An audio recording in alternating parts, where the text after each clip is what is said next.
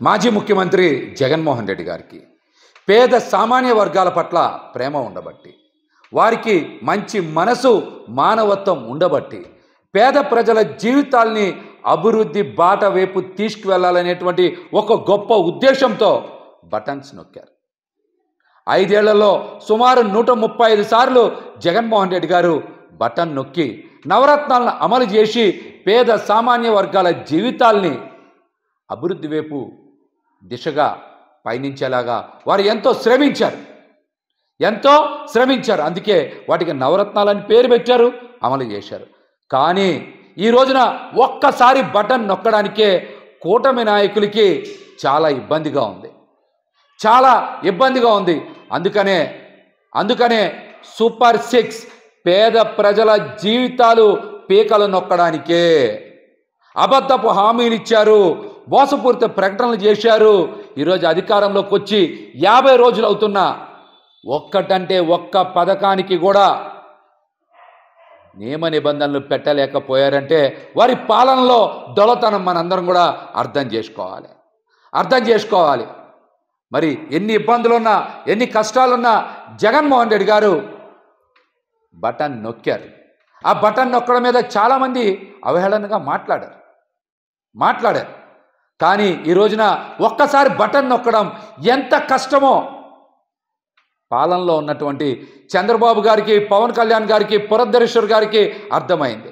అట్లాంటిది 135 సార్లు జగన్మోహన్ రెడ్డి గారు బటన్ నొక్కి పేద ప్రజల జీవితాల్లోకి, పేద ప్రజల ఖాతాల్లోకి డబ్బులు మళ్లించారంటే వారి సమర్థవంతమైనటువంటి పాలన గురించి ఈ రోజున రాష్ట్రం మొత్తం చర్చ జరగాలి.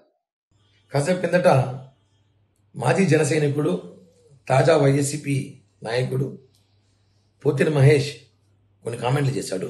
ఇప్పుడు చూశాను. ఆయన ఏదో చాలాసేపు మాట్లాడాడు వీడియో. అంతసేపు సోది మనకు అవసరం లేదు. ఆయన సోది 2 పాయింట్లు నేను అడుగుతా, దానికి ఆన్సర్ చెప్తే చాలు. నెంబర్ 1, జగన్మోహన్ రెడ్డికి ప్రజల మీద ప్రేమ ఉంది కాబట్టి బటన్లు నొక్కాడంట. ఓకే, ప్రేమ ఉంది. ప్రజలకి జగన్ మీద ప్రేమ ఉండాలి కదా. జగన్మోహన్ రెడ్డి మంచి చేస్తుంటే ప్రజలు 11 సీట్లకే పరిమితం చేసేవాడు కాదు కదా.